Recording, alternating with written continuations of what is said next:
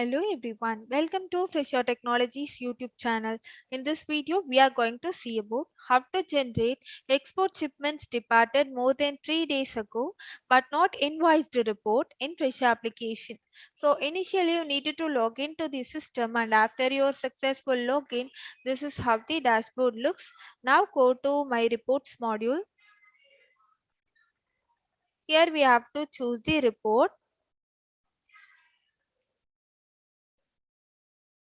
Just click on the report.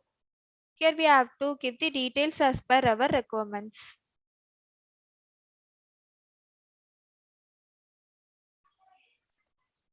We have to choose here the department. After filling all the details, click on submit button. Now the report will get generated. If you want to download the report, then click on download option available here.